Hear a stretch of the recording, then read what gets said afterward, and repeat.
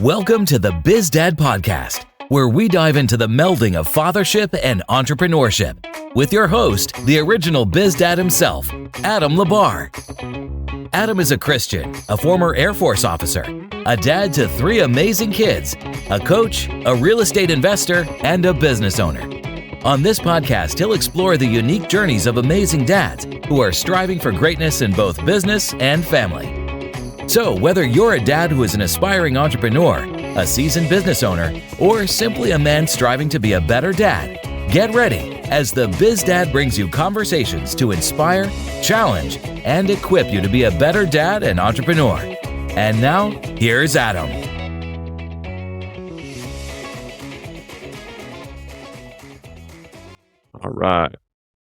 All right, everybody, welcome to the podcast. Today, my guest is a very good friend of mine, business partner, buddy, anything and everything. We've done a lot of stuff together, GoBundance, Mastermind, brothers.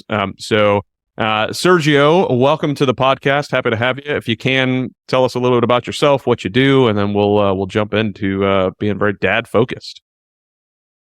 Cool. Thanks for having me, Adam. So, my name is Sergio Altomare. I'm based out of Philadelphia, 47 years old, got a little girl. She's about to be 6 on March 11th. I'm a reborn, re-careered over and over again. I spent 22 years working for the Federal Reserve, had a day job, launched a company in the meantime. We're in self-storage, syndication, moving more and more towards larger private equity.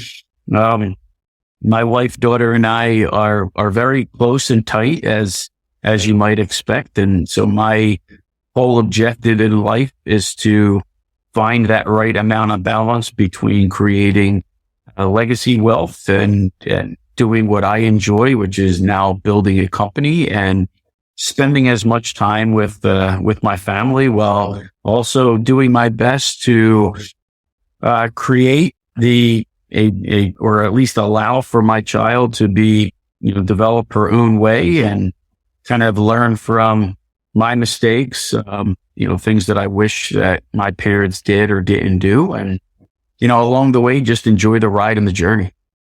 Awesome. You're one of I selfishly created this podcast to kind of steal everybody's good ideas, right? So I could talk to everybody about being a dad and what they do. And it worked out really well that we're in GoBundance, because there's a lot of guys in there that like being dads and they're entrepreneurs. So I said, well, I've got a massive group of people. And you're the first person that, besides my own dad, that I'm recording with. There's a reason for that, right? You and I, when we first got into GoBundance, we were the first almost people we met in GoBundance, starting off on phone calls together. And I absolutely love watching you be a dad. I think it's a lot of fun. My kids have met your kid, and we've ran around and had dinner together, spent time at your house. And it just, I love being able to talk to other dads who actually enjoy being dads.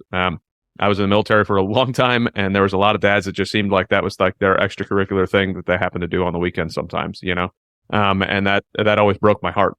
So tell me a little bit about, let's start at kind of the beginning. Let's look at your dad. Tell me a little bit about the relationship between you and your dad, and how maybe that influenced how you wanted to be as a father, as much or as little detail as you'd like to go into on that.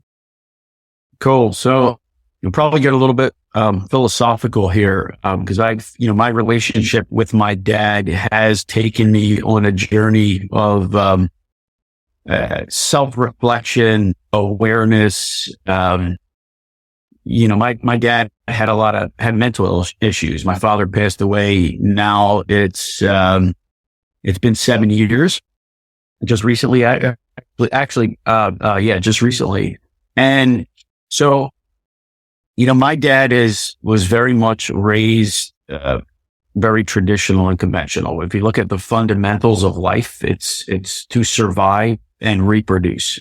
And my father very much was the guy that reproduced, had kids, but then his focus was on surviving. And what that means is just working. My father was a tailor. My parents were Italian immigrants. My father he had a nervous breakdown, in the 80s, dealt with bipolar disorder, schizophrenia, later on at Parkinson's. He came from a really small village in Italy, and it was I guess now we would call it probably more of a psychologically abusive type of upbringing, where he was kind of like put to work at a early age, like, 10, 12 years old. I mean, that's what you did then. So, as I grew up, and especially in my teenage years, being in a household, with a father that had mental issues and whatnot, I didn't, what did I know about that? My dad was just strange. And so anyway, it wasn't until I ultimately in my 20s developed my own anxieties, panic attacks, little, disorders myself, to where I became, was through the going through multiple doctors and, exploring, hey, am I dying of this? And because, mental issues manifest into physical issues. So that's what I experienced. And, it was through all that where, I was kind of, I have two older sisters, and my sisters were the primary ones that, took care of my dad and brought him. My parents didn't drive. So my sisters took my dad to doctor's visits and whatever. I was kind of a disconnected kid. I was a lot of resentment there. So anyway, long story short, it was eventually where he developed a vascular disease from cigarette smoking. And it was, he ultimately had to get his leg amputated. And it was at that point where it was on me to kind of sign off on that, because nobody else in the family would do that. That kind of forced me into kind of quickly growing up and assuming more of a male leadership role in the family. And I bring all this up because it was through all of those experiences and going through my own anxiety issues that, number one, is, it brought me closer to now more so prayer and church and spirituality. But at that time, understanding psychology and being more self-aware. I mean, I've been meditating now for 20 some years. I spend more time working on my mental issues, or not, I don't want to say mental issues, but my mental outlook and being self-aware. And that has translated into me. Number one is I love, like you mentioned, being a dad. I think that is the pinnacle of honor in life, is to bring a child into the world. And then it's an obligation to nurture and raise that child, not in a controlling way, but in a way that allows, the child to live the way we're designed, which is in harmony with life and just, loving life. And I tell people all the time, like when they ask, like, how's Stella, and she's still that way, I say, she's perfect. I can only screw her up. And what I mean by that is not intentionally, but we are, we are offspring of our parents. And so we hand down the way that we think we're supposed to raise kids and do this, that, and the other thing. And my approach, and Corinne, thank God, and married somebody we share the same approach, is to not, right? It's kind of like create guardrails, and the guardrails are really far and wide. You're not going to fall off a cliff, but you can get awfully close to it. Mm-hmm. And then really kind of steer and kind of use the world as your playground, if you will. And so I use my daughter as to learn myself, because she's showing what play, joy, untainted love of life it looks like. And as we've gotten older, I'm kind of working more towards getting back to that. But that's, I could go on and on, but I learned to study my dad, my parents, their upbringing, and try and learn and kind of say, what are the really parts that I know that I've inherited that I'm really super proud of? And then how do I pass those down while kind of tweaking those things that I'm like, yeah, that's a part of me that I don't really like, want, or need. Yeah. I think that's unbelievably valuable to do. I think that I personally have seen way too many parents that they don't think about how they're parenting. They don't think about, well, this is what I know how to do. So this is what I do. Right. So one of the things that I talk about in with coaching students, with anybody, is the book Secrets of a Millionaire Mind, right? Where it's mostly talking about money, but it basically is talking about where you got your framework for money. Like for me, I got my framework for money from my parents, just like I got my framework for parenting from my parents. Yeah. I needed to analyze that myself to figure out how I wanted to take what was good and leave what was bad, right? To chew the meat, spit out the bones, right? But so many people are just stuck with the whole rack of ribs. They don't chew the meat and spit out the bones. They're just like, well, this is what I've got, so this is what I'm going to do. My dad beat me, so I'm going to beat my kids. My dad did this, so I'm going to do, we can set it up to where we stop the pattern of bad behavior and continue the patterns of good behavior. But you can't do that unless you start thinking about it. So, that's one thing I've appreciated, hearing some of your story before and knowing that, that's one of I think the benefits of being around a group of guys that we're with is we are always trying to challenge each other to become better and critically think about what we're doing. And one thing that I just would love for people to critically think more about is how they're being a parent, how they're being a dad, especially, right? Because I think dads are, while I'm not taking anything away from moms, dads are an extremely important part of a child's life, right? I mean, fatherless homes, I don't know the statistics right off the top of my head, but fatherless homes are like the number one cause for people going to jail, for people not graduating high school, all the stuff. And it's not because a mom can't do these things, it's because there's the balance of having a dad there, right? An involved dad. So speaking of an involved dad, right? You are an involved dad. As we're recording this, you just came back from Mexico with your family. We tried to record last week, but of course you had to be in Mexico with your family. But it doesn't sound like you had that much involvement with your dad on that front, right? So, and for me, my dad was gone, sometimes working 3 jobs, bouncing around, like traveling all the time, doing a lot of work, doing what he knew was best, which was to take care of his family. You said that your dad was more survive and reproduce, right? My dad was more just provide financially. So as long as he was providing financially and had a house over our head, he was succeeding, because his framework for a dad was unbelievably dreadful. So my dad was the pivot point for us, whether he knows it or not. For me, he was the pivot point in changing that family, because he went from a very abusive dad, both emotionally, physically, everything, into now at least I'm providing for my family. I'm not abusing them. I'm giving them a house, a comfortable place, which allowed me the framework to be able to go, well, now I can do even more with my family. So tell me what involvement looks like with you and your family and your kids. Like how do you get them involved in, how do you get Stella involved in business and life? How are you guys engaging on a day-to-day basis now that you're basically working from home and you're done with 22 years of the Fed? Yeah, I think it's really the number one thing that I work on constantly is self-awareness and being intentional. And it's like you talk about what other parents that do, where they're just got the whole rack of ribs, is they're following just a pattern and they're not even aware of it.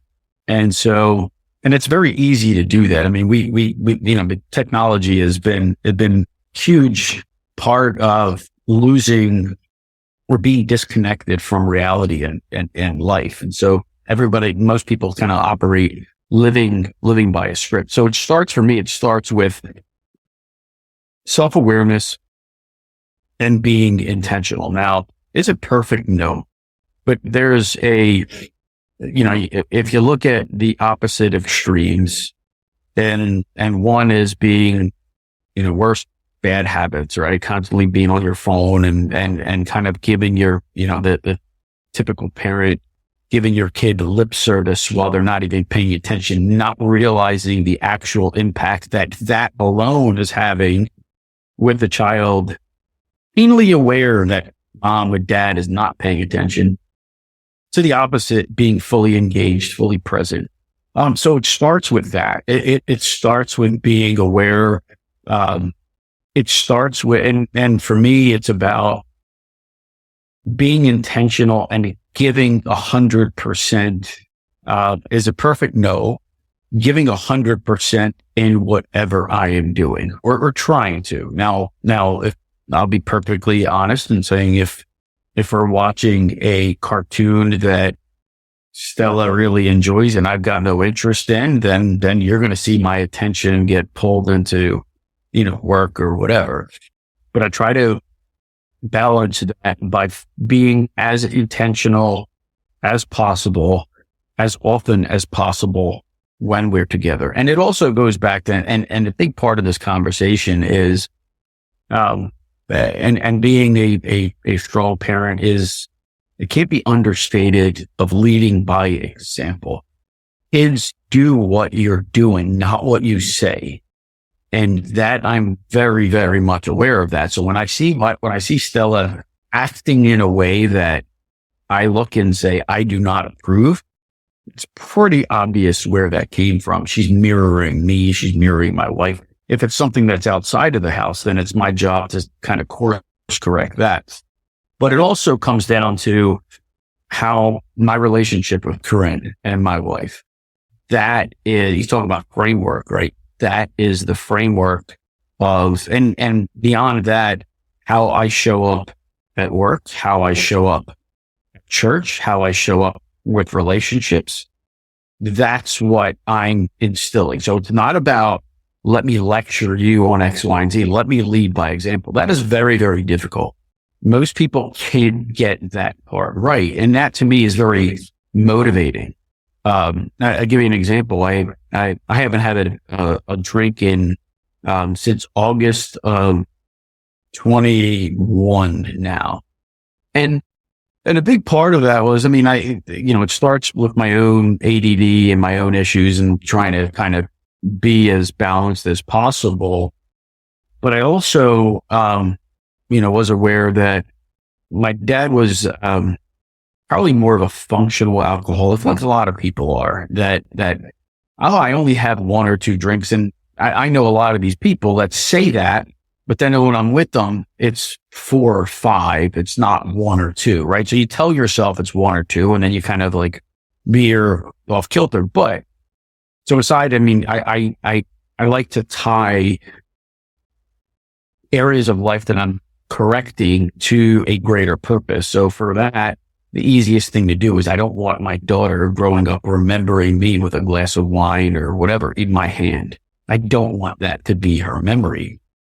So that makes that purpose easier. And then, and that rings true for lots of my life. There was a time where my daughter said, Daddy, why do you have a fat belly? And I'm like, whoa, and not that I was huge, but I had kind of like the beer gut thing going, and that was enough to make a change. So yeah. The part of me is knowing that the time that we have now is very important to her memories and how she reflects back later on in life. So what we're doing at any given moment is hugely important, and I don't remember where I read or heard this, but it's about creating those magical moments, right? That's what sticks out in your head. Some of the things that I remember as a kid aren't very pleasant. So the idea is like, how do I create more and more of those dominating pleasant thoughts? So when she's later in life, that she's not, she's in her 20s and like, holy, she's got psychological issues, as opposed to, no, she's just a happy person.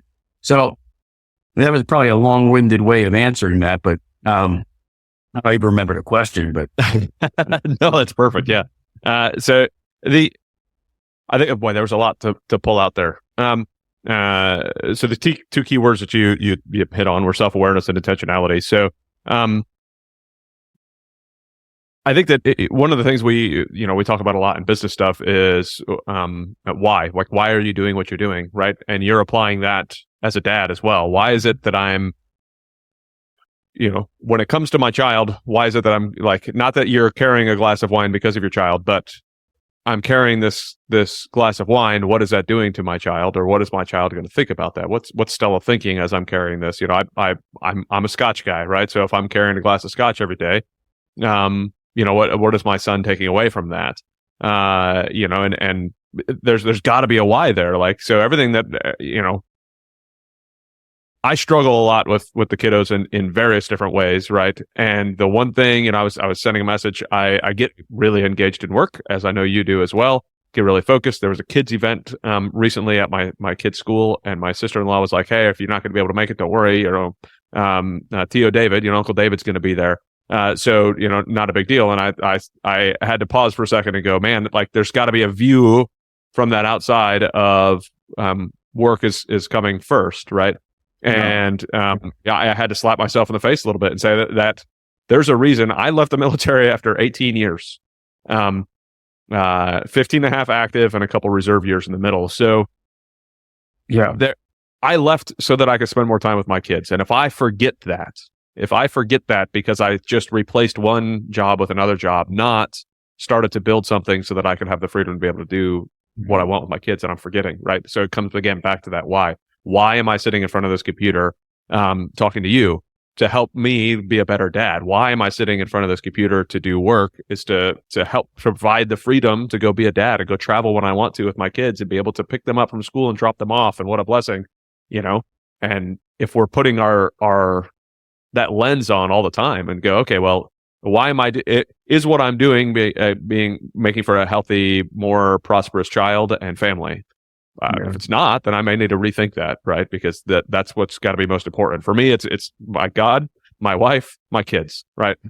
And then anything else, right? So as long as I'm keeping them in that order, my God, my wife, my kids, then I feel like I'm doing okay. But there's a lot of work that goes on below that line to make sure that all that happens. Well, I think it also starts, and it's probably in between your wife and God is yourself. I like to use the saying that, you know, when you get on an airplane, it says put your mask on first, right? You can't tell anybody else in your life, in your family or whatever, unless we are taking care of ourselves. So I spend the dominating time in my mind and in my life is, where am I at right now? What am I doing right now? And constantly observing, what am I thinking about? How do I feel? You know, am I coming from a place of joy and abundance or, you know, scarcity and pain? And there's a fine line there. And when I look at it as what I do by day, and I think this was part of the last question, was intertwining, you know, business and family. It's not an either or. To me, it's am I following my passions? And passion to me is a word and feeling that kind of gets thrown around and twisted in a lot of different ways. But to me, what it means is, where is my dominating thoughts, behaviors, and patterns for me? And what is the purpose that's driving that? My passions right now, are not, I don't want to over engineer being a dad, right? I want to give myself grace, because I look at my daughter and I say, am I pleased with who she is and, you know, just general behavior? It's not in a controlling way, but is her heart in the right place? Do I see joy? Do I see contributing and impact and whatever else? And the answer to that is yes. So when I look at that as being a dad, and if that's my barometer, doing a good job. For me, what I'm hopefully leading by example, and for myself, is, am I doing whatever I'm doing passionately? And why I left the day job, it wasn't necessarily a conscious, hey, I'm going to do this. I mean, a lot of people go through these scripted lives where in 5 years, I'm going to do this, that, and the other thing. In 5 years, I must change, whatever. Right? That's not living. my passions right now, my passions have always been aligned, and I just study myself and my own behaviors.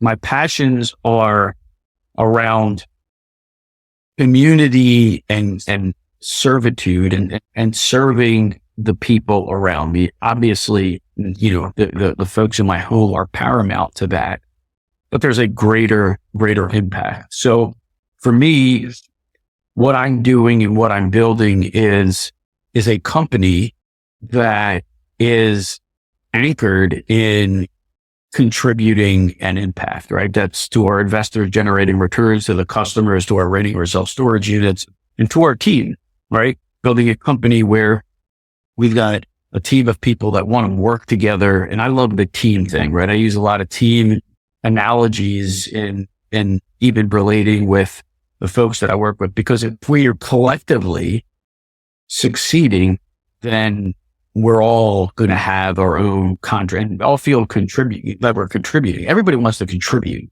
That's human nature. It's an animal instinct is what are our innate instincts? And then, how do we feel like we're contributing? And I try to break that concept, that idea down into the most primitive approach, right? If you go to, I don't know, a jungle in South America where it's very primitive and people just have next to nothing. Everybody contributes in some form or another based on, genetics, talents, whatever passion is, whether you're sewing garments to clothes, whether you're cooking food, whether you're a hunter, you're a gatherer, whether you're providing entertainment. We all have primitive instincts on what we're drawn to. So for me, I'm a natural leader. And if you put me in a group and there's not a more dominating leader, there's a pretty good chance that I'm going to assume that role. I mean, you've probably seen some of that. And for me, that's just a natural instinct. That's where I feel like I can contribute. And the reality there is I take that as my responsibility, and I take that very, very seriously. So for me, it's all about, where are my passions right now? And if I'm doing what I'm passionate about and I'm enjoying it, the people around me are going to gravitate to that, and I'm leading by example. And that's true for my daughter. So I don't look at it as, am I spending time with her or work? She sees that I'm passionate about it. She's learning to be passionate about whatever. And that's what I want her to just, if she's going to take anything, know that I'm going to follow my passions, and I'm going to give 100%, and I'm not going to give up. And if you do that in life, you're not going to succumb to addiction and this, that, and the other thing. You're going to follow what your heart is. You're going to have the way to course correct. So, I do the same thing leading the GoDad's microtribe. That's my, way of making sure that I'm intentional, and I have that constant ticker in the back that says, be a good dad, be a good dad. And we're probably, I've never met your dad or know your upbringing, but for me, it's, I have, I don't know, maybe I'll use the term battle scars from my relationship with my dad that I'm keenly aware of, that I'm looking to, kind of not pass on. Yeah, that makes a lot of sense. I think that, life is in general gives us battle scars, right? And parents especially are going to leave battle scars because they're tight with us for the first 18 years of our life, whether we want them to be tight with us or not, they're right there, So being able to work through them is key. So there were a couple of things there that I wanted to pull out. You had mentioned that you keep an eye on Stella and say, hey, is she, is she happy? Does she have the general ideas in life right? Like, is she moving in that right track?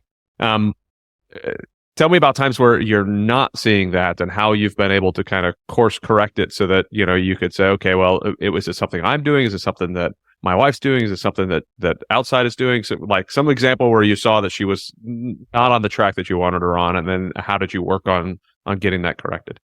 Yeah, I mean, that's actually pretty easy because it's something that surfaces I think it surfaces as much as I need it to make me aware of it. And that's where I am being a leader. There's two general approaches: is command and control and enabling and empowering. I can be more of a command and control type of person. So where I see, and she's a natural leader herself. I mean, it's pretty, I don't know enough about it to know whether that is a genetic thing or whether it's a learned behavior. But I mean, she can even dominate, Corinne, right, as a 5-year-old and really make an impact there. And at school, the teachers say that she's just a natural leader. She comes in and she takes, she'll take control. The tact that she uses at times can be very, very reflective of a command and control. You must do this or that. And that's where I look at that as she's shining a big mirror, and I need to kind of, round those corners a bit. And I'm learning.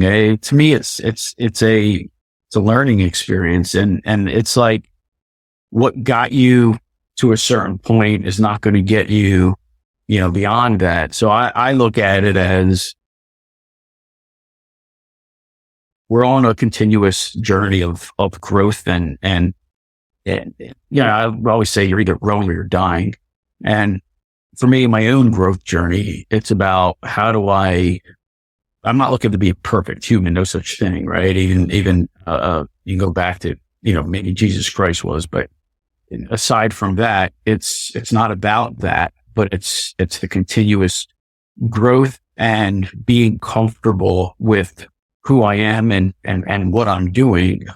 And for the most part, I'm getting better. I'm not getting worse, at least not now. And I'll try to be mindful that I don't kind of hit a ditch and, go on the wrong side of that. So to me, that's the area that, I want to be keenly aware or kind of use that as a gauge of how she's doing. Outside of that, maybe there's probably some areas where we take the shortcuts that, parents take, and that's let her eat junk food because she's got to eat something, watch more TV than she should. And now she's got a little tablet. And so we're going to try and have her not be on that thing, as much as possible. But a lot of it is just knowing what I can be teaching her. If I'm at the dinner table and I pull out my phone, that's what I can expect her to do. So that's just where the awareness comes in. Yeah. That says a lot to me as well, because my phone is, I think with a lot of us in what we do, is kind of attached to my hand. It seems as though, I mean, I have to charge it throughout the day just to make sure that it stays alive, and that's that's tough. But let's pivot a tiny bit to the entrepreneur side, right? Because you're running a business. Your wife is involved in the business as well. So you guys both lead a company and have multiple employees, plus you're being together. Tell me a little bit about that dynamic and how that kind of works with husband and wife running a business and husband and wife running a family, and how they kind of interact together.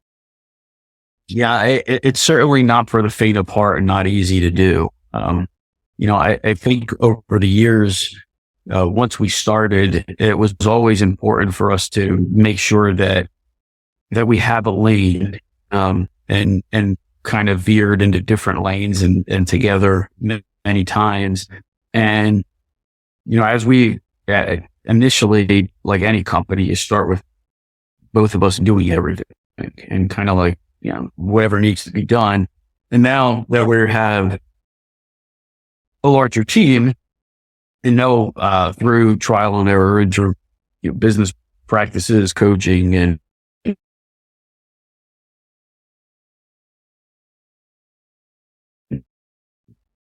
what have you, core focus be and where should it continue to evolve and grow? And going back to me being that leader, I mean, naturally I play CEO I say play because I still know what, it's like a game, right? So, and then for her, it's again following her passions and where she gravitates to. So it's a lot of not, I look at it as it's not always about what needs to be done, but what are you doing?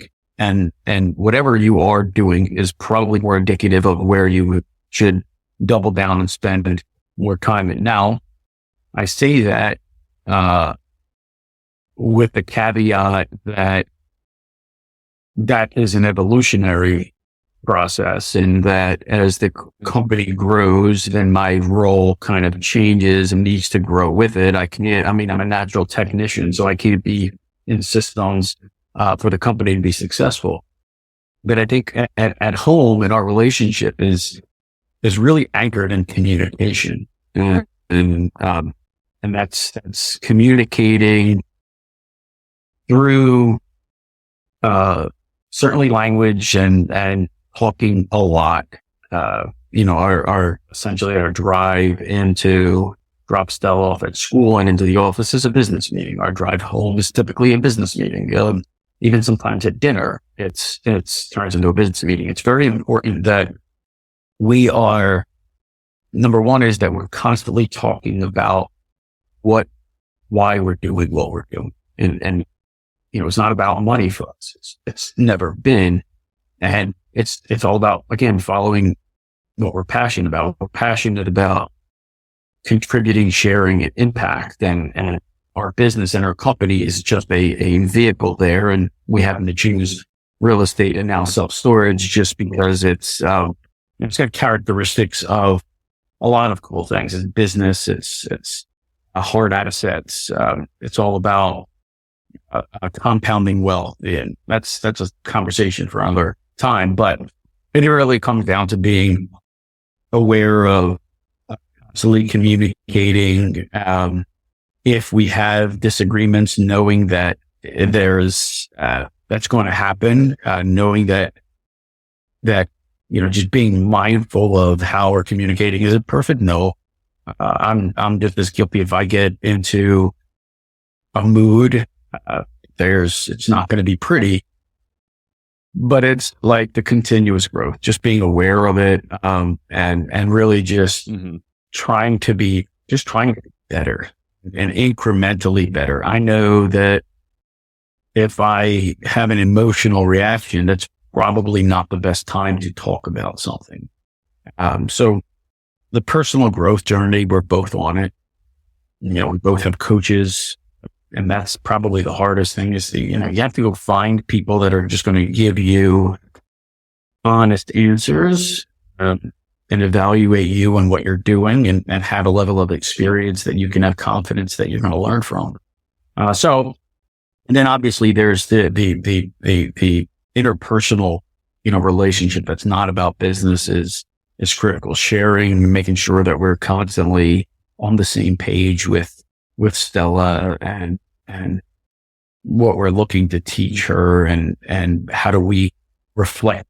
All right. Welcome back, everybody, and Sergio, as I ran into a technical issue. But all right, we're gonna we're talking a little bit about business and how you and your wife kind of run business as well as life together. One thing that I listened to a little bit of Alex Hormozi on the business side of the house, and Alex and Layla Hormozi, they started off as like sort of dating and then turned into business partners. And one thing that he talks about is you kind of hit on it a little bit is knowing where your roles are, right? One thing he always says is like there's too many spouses that try to fit their spouse into the business, as opposed to you're a perfect fit for this spot in the business. Let's take it. Not like they just want to include their spouse in the business, and if it's a fit, it's a fit. If it's not, it's not. But when you try to force it, it ends up being an issue, right? Mm-hmm. Because, it's not going to be exactly what you're looking for. It's not going to be whatever. So, you'd mentioned like even being passionate about, the thing that you're doing the most and, you're passionate about, just like that's where you should double down on, right? And that should be a sign, I think, for any of us, right? Because my wife's getting ready to retire in 2 years. I'm going to keep on saying this out loud over and over and over again to force her to do that. I'm sabotaging every chance I can to make sure that she doesn't promote to the next rank. But so when she retires at 2 years, like, she talked about being a part of business. Like, okay, well, we need to have a strong conversation about that. Does it make sense to have her in the business? Does she actually want to be, or is it just because she sees me doing it, or what is it? It seems as though you guys have kind of figured some of this out together and figured out like where your guys' roles are. I know I've heard you talk about it a little bit. But I want to adjust it a tiny bit. You'd mentioned driving in the car, dropping Stella off at school, sometimes a business meeting, right? And then previously you talked about obviously intentionality. I'd like to hear how there's multiple parts to this question, because you'd also talked about, are you guys always 100% in your ability to be able to communicate with each other? No, right? But how intentional, and how are you making sure you are intentional with your conversations that you have with your spouse in front of your kid? That say, okay, a conversation I'm having with Corinne in front of Stella, what does this actually look like to Stella? How is that, like, what we're doing together, how is that influencing my child? Like, if I'm having a business meeting, like, what kind of things are you thinking about as you're having these? Or in some cases, think about afterwards and go, "Dag dammit, I screwed that up," or "Wow, I really did that well." Like, give me some insights on that. Yeah. So backing up real quick on something that you did say is, that's not allowed. Backing up, not allowed on this podcast. Do that. Well, one thing is that, going back to from when we started till now, it's evolutionary in terms of what we're doing, how we're doing it, and the right roles. So that is, it's continuing to evaluate what we've done throughout our lives and how that translates to what we're doing now. And if your wife is considering, joining you, there's probably a lot of things that you can go back. There's a body of work there, what she's done, what she's passionate about, and it all translates. I look at it as, from a business standpoint, all the roles relate back to the example I gave into a primitive village. They all relate back, and you just got to kind of trace it back and say, okay, this is what I'm good at. So everybody, there's always the roles to be defined. So for us, it's continuous evolution and, finding, again, what are we passionate about? What do we like doing? What we don't like doing? What are we doing? All right. So then going to the conversations, in our business meeting and the intentionality, what that looks like is a balance of, if there's something important or something that we should talk about, then we talk about it on the ride. If there's a learning moment, then we turn it into a learning moment. So, Stella, we have this problem with XYZ team member or this property, whatever, and turn it into education. It's homeschooling, if you will, through life. So we can turn it into an educational experience. When we pick up Stella, how was your day? And it's not just ask a question because I think I'm supposed to ask that question. I turn down the radio, right? We allow her, she speaks. We ask probing questions. So we are present in the conversation. We're having a ride in the morning. It's a beautiful day. We're observing, we're in Amish country and there's a lot of farms and everything. Hey, Stella, check this out. Check that out. And then we turn it into learning moments. How are you feeling? How are you doing? Mommy doesn't feel well. Daddy doesn't feel well. And it's just what we're establishing is a structure of communication, openness, sharing. It goes from anything, what do you plan on doing at school today? And just probing questions. A book that I read and Jamie Gruber originally told me about it was How to Talk So Your Kids Will Listen, How to Listen So Your Kids Will Talk. And it's just communication skills. And so it's about communication and how do we, and being aware and intentional in any given moment, communicating, understanding, reflecting upon our feelings. If I'm in a bad mood, you're not going to hear much out of me. if I'm in a deep state of thought, thinking through a problem or issue when I'm driving Stella to school by herself, it's going to be pretty quiet. Making sure that she's okay with that. So we're not trying to be overbearing parents. You don't have to speak every moment of a car ride. It's perfectly okay to be quiet. So it's being authentic, intentional, learning moments, being mindful of what we're saying, how we're talking about it. One thing that drives me nuts are parents that talk in front of their kids as if their kids aren't there. The kids are like looking at the parents. It's just asinine. The kid is hearing you. The kid is old enough to understand what you're saying. So you're talking as if they don't know. And then, inevitably, Stella will ask a question and you say, okay, well, she's asking a question of something that she's curious. And like, where did you hear that from? What makes you interested in that? And so they're listening. They're listening and they're learning. And so whatever you're feeding them, that's how they're being cultivated. So that's there's no magic to it. It's just awareness, communication, and intentionality. So you said that you want to be authentic. Now, what if there may be somebody listening that says, well, the authentic me is to, I don't talk. So I'm not going to talk to my kids about any of this stuff. It doesn't make sense. That's not authentic to me. What kind of pushback would you have on that? Well, or agreement? I don't know. It's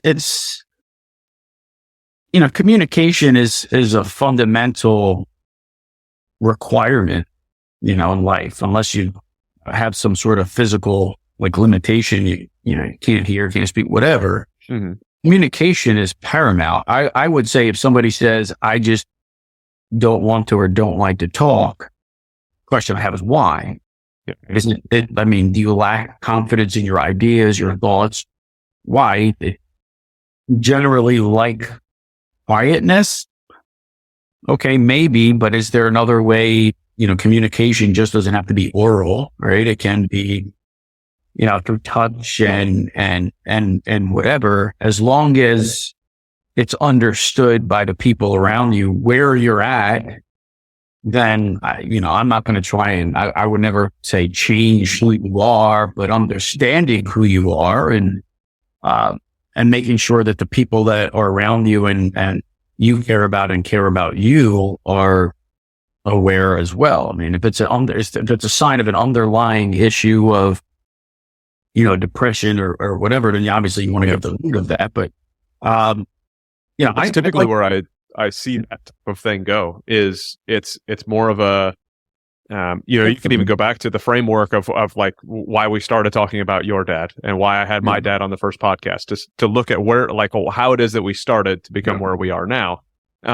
If you find yourself sitting in a car and you're like, I just have zero desire to talk to my kids or anybody else because of whatever, maybe it's because you were never talked to as a child. Maybe it's because, and I'm not trying to bring it back to, oh, you had daddy problems, right? That's not the case. It's just like, let's think critically about why it is we're doing what we're doing. And maybe the authentic you is because you've built these walls or you've built this idea of what the authentic you is based off of what you think the authentic you should be, as opposed to actual authenticity. Being able to actually just realize, oh, I need to take this wall down because it's hurting me, or I need to let that part of my life go because it's holding on to it doesn't make any sense. It's a process that we all need to think through and we all need to understand. And it's not easy. Well, and for me, my parents were the opposite. The only communication that my parents did was through yelling. And so I going back to learning from that, it's more, and encourage parents for that matter. They're far more communicative, but not necessarily about feelings, passions, and that kind of thing. So it's kind of like, how do we establish our own communication, model? For me, I would have loved, I look back and say, I would love to have had some better conversations with my dad. What are you thinking about? What do you feel? What was your life like? But that was taboo for how he was brought up. So it's kind of like, I forget where it comes from, but we have to break the patterns, the bad patterns that we have. I mean, if all goes well on the journey that we're on, we're going to have a fair amount of wealth. And with that comes a level of responsibility. Mm-hmm. And, we know too much. We learn too much. We're curious. We're inquisitive. So as we learn and grow, it's important that we share that. And so passing that down to Stella, number one is practicing that behavior is critical. Being on the same page with things. We're not always on the same page with things, and it's okay. And we tell Stella that it's okay to not agree with everything that everybody says. Yeah.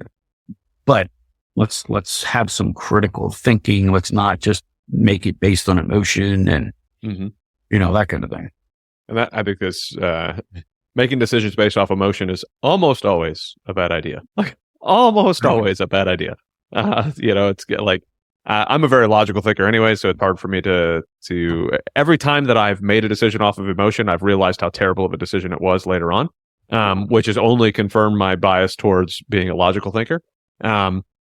Not that emotion is bad. It's just like, let's not make decisions in an emotional state, right? Like be wise with it. One thing that my wife and I talk about is being, the kids need to know that we are aligned even if we don't agree, right? So they can see us disagree and see what it's like to have healthy disagreement and a healthy conversation around the disagreement. And I also want my kids to see that in the business life, right? My kids are I work from home. I pick them up, I drop them off at school. I'm on business calls sometimes while they're in the car. They hear me disagree with people on there, but they hear me be respectful. They hear me, they hear the conversation that goes back and forth in a healthy manner. And then we could talk about it afterwards. Like my son, my oldest Adam, asks why all the time. It drives his Tia Yesenia crazy. She's like, why do you just stop asking me why? And then he's like, well, daddy said that I should ask why. And I do. I want him to ask why as much as humanly possible. Because that's how you learn. What my dad used to tell me is why is how little boys learn. Because I'd ask why all the time as a very inquisitive kid. And I want that inquisitiveness about life all the time. Because if you're not asking why, if you're not looking for ways to grow, if you're you'll end up like I was for the first 25 years of my life before I got married. I'm just a robot in motion because that's what I saw. I didn't ask myself why. I didn't ask why I was joining the military. I didn't ask why I spent all of my money on every paycheck. I didn't ask any of that stuff.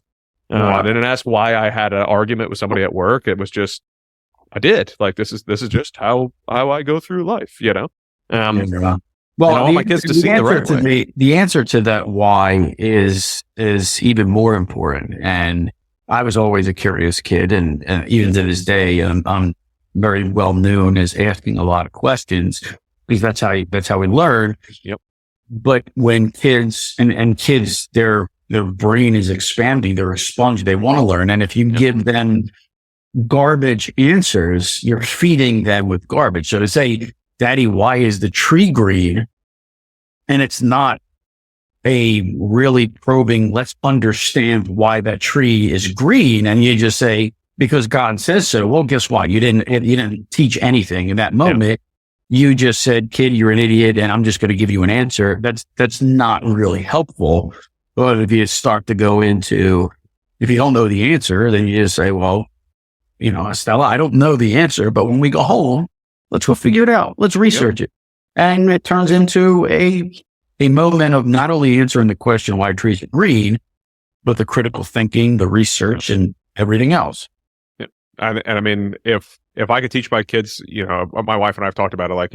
If I've told my son, I said, I don't care if you come home with 70s, all 70s across the board in your scores. I care that you worked your butt off. You're trying to make sure that you understand the stuff and you're thinking about what it is, right? If you're not thinking critically about it and trying to get better, then we're going to have issues.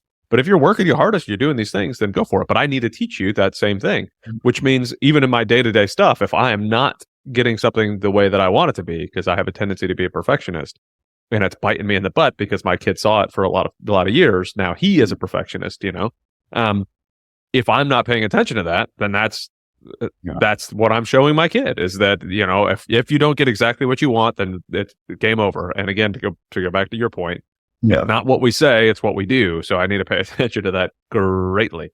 And that's why, you'll hear them all the time, especially for driving, because I don't typically like to do a lot of research while I'm driving, but hey, Daddy, ask Siri this question, so I'll jump on and try to, because we're trying to figure out an answer to something. And I want that inquisitiveness like crazy.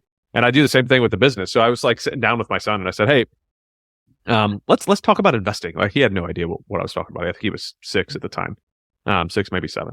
And I was like, let's what do you think about investing? Because I mentioned something about investing, and he asked the question, like, what the heck does that mean? So we started talking about what it is, and like, what you do with your money, and you could put money into something and then it grows. It's not in your wallet, but it's somewhere else working for you to grow, to be able to become more later on.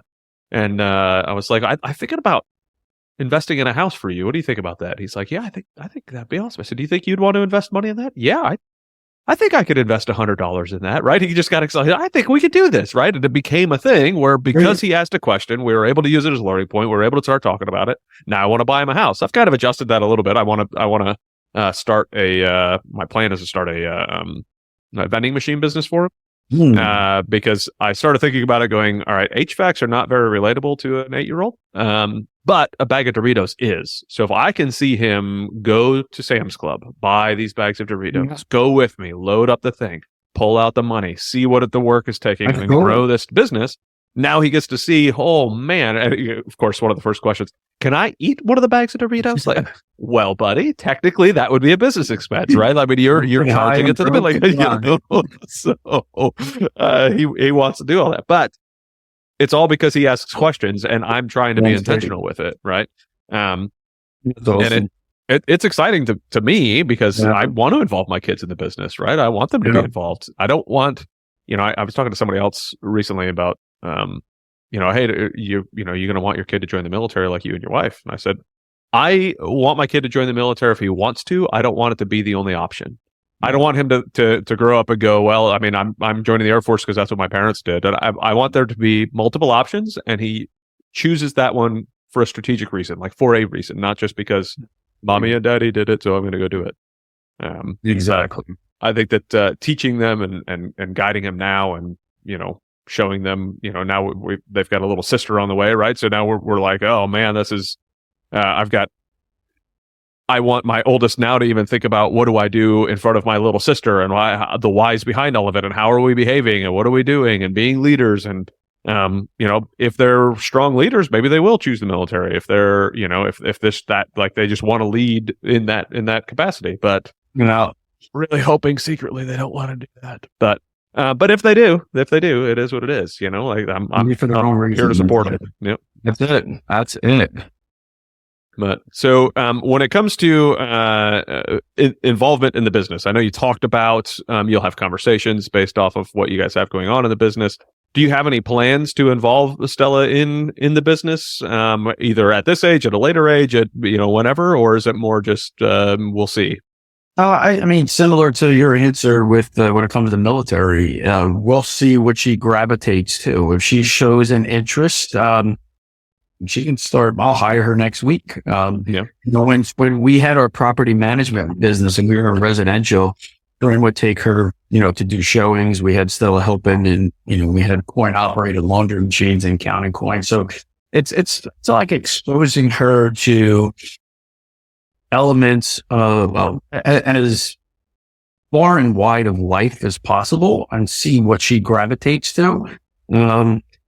She's showing more interest in arts, and that may evolve, because I'm more of a intellectual type of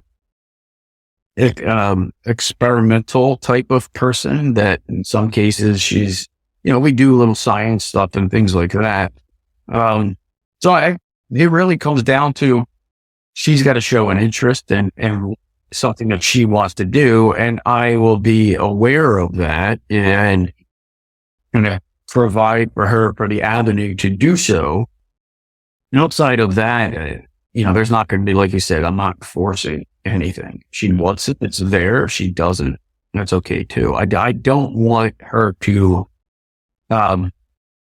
avoid or want or not want, either because of the bad experience or correlation. If she said, hey, I don't want to do that because daddy was never home and he always worked. And so I don't want to do that. Then that's one thing versus being forced. So, I just observe what she's doing, what she wants to do, and we try to expose her to as much as possible. And I mean, we got a lot of work to do. We like to do a lot more traveling just so she can experience more culture and whatever. Again, it goes back to whatever she's showing passion for, and we're just going to give her the tools and resources and, where possible, some learnings to pursue it or not. And no, I have no grand ideas beyond that. Awesome. And I think that's one of the benefits about doing what we're doing anyways, right? Running businesses, and that we're doing that to give us that freedom. Like, why would we take that freedom away from our kids, right? I mean, we're doing it because this is what we like to do, and it's the freedom that it gives us. So to pigeonhole our kids into something and force them into one thing or another, isn't that doing the opposite for them that we're trying to do for ourselves? So I like it. What is, if you had to say, this is the number one thing I've learned about being a dad while running a business, or running a business while being a dad, right? Because you were running a business before you became a dad. So kind of like, what would be like the number one tip for somebody listening, or again, selfishly for me, for saying, hey, this is the number one thing that I've learned, that I think that everybody should apply? To me, it really is, it's about the intentionality. And again, I go back to the example part. I want, number one is there's got to be a balance, right? It's not going to be like that. We sit down, we have dinner. There's not a endless work day. It is a dominating part of time, but not just it. But I would say it is being mindful and present and intentional in how whatever you are doing. I like to say that I give 100% of whatever I'm doing. If I'm in a meeting with you, then I'm not going to, as much as I can be distracted and whatever, I try to be, intentional 100%. Same thing goes if we have a business meeting and I explain to Stella why it's important, and then just say, hey, when I'm done, we're going to be able to do this. I mean, if there's a day off. So it goes back to the intentionality and leading by example. It's not a specific thing. Try to make sure that we don't set an example where work is the number one priority. Would I like to play more? Probably. I don't ever feel that we don't play at all. But I also attribute it to that we are very much focused on building something bigger and impactful. Could be ego that's driving that. I don't know, but I can go back to what do I want to do when I wake up? And I wake up typically I'm up 3-4 in the morning anyway, but am I waking up inspired or stressed? And if I want to have more days where I'm inspired than stressed, and as long as that balance is there, then I'm following my passions. That's the best thing I can do. Nice. All right. So intentionality has definitely been something that you've hammered home a couple times on here, and it's I think it's evident in watching you being a dad, right? And then and I'm guessing based off of the relationship you had with your dad, you wanted to be pulling that intentionality out a bit more, anyways, right? Where it was one of the same reasons that I'm very intentional with what I'm doing, and I don't want to walk through life just seeing what hits me. I want to be intentional about everything I'm doing. One thing that somebody talked about as far as the intentionality goes was and I know we're coming close on time, but I was like, hey, I want to make sure that I'm dedicating the time to my kids, et cetera, et cetera. They were like, oh, well, make sure, like, put the family time in your calendar. And I was like, I don't want family to just be a part of my calendar, right? That didn't Yeah. taste well coming out of my mouth, right? And the more I started thinking about it, the more I was like, all right, well, maybe I'm not fitting my family in, but I'm making sure that I'm guarding that time from anybody else being able to book my calendar during that time. And I'd love to hear just like if you have any thoughts on that on one side or another, because I still, to this day, bounce back and forth on whether or not I should put something like that in my calendar, because I don't want it to be, well, this is your spot on the calendar, Adam, and that's when we can go and do these things, right? Like that hurts me. I'm a process and system junkie. I don't want to be a robot, right? Humans yearn freedom. And to me, what I am mindful of is making sure that I am dedicating as much as time as possible for family. And again, that goes back to being intentional about having dinner together, sitting down at the dinner table. Is it 5-7 days a week? No.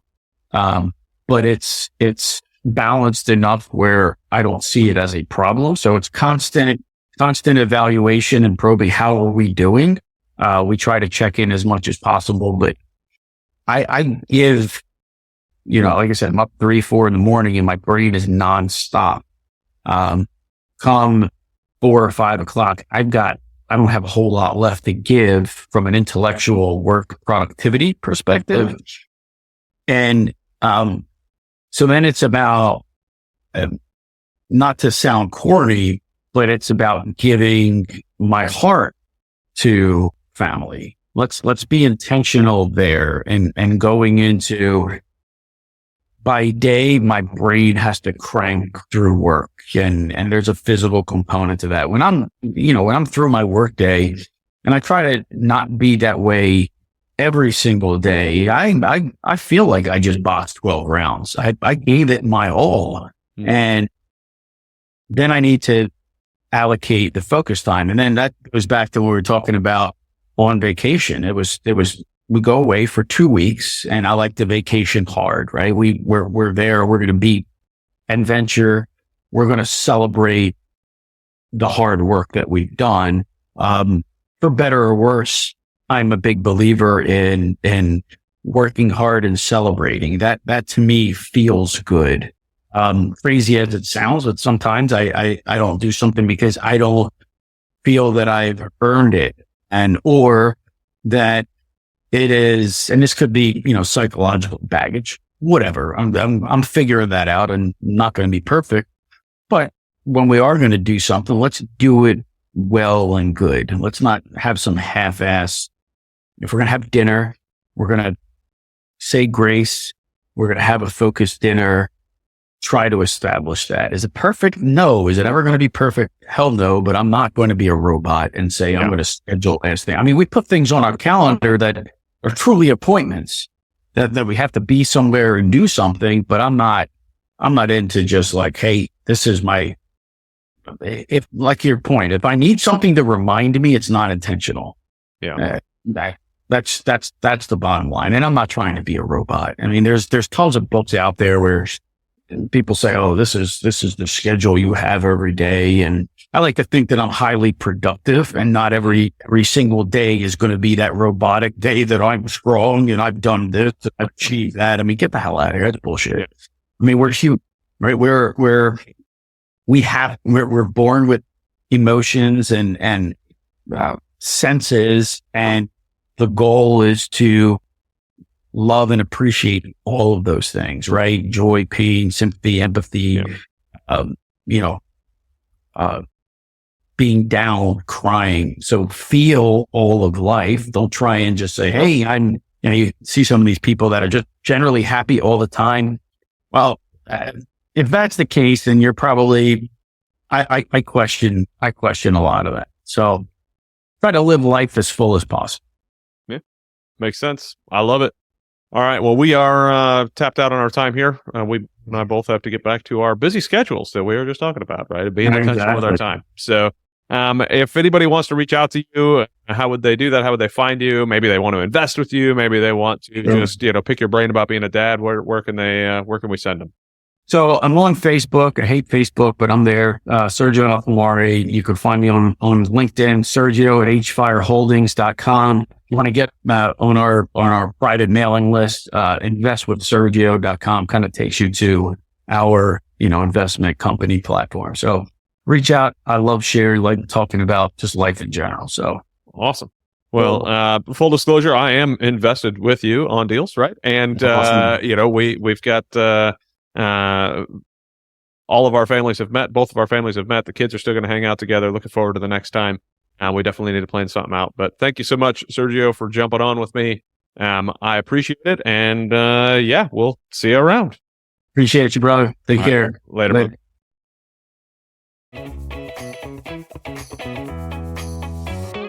Thank you so much for listening to the BizDad podcast. We hope you found some value in your time here with us, and we look forward to bringing you the next episode. If you've enjoyed today's show, please subscribe and share so you and your friends won't miss our upcoming episodes. Connect with us on Facebook, Instagram, LinkedIn, Twitter, and Rumble, where we continue these discussions and share more valuable content. Be the dad you know you need to be and run your business in a way you're proud to share with your kids. Keep crushing it.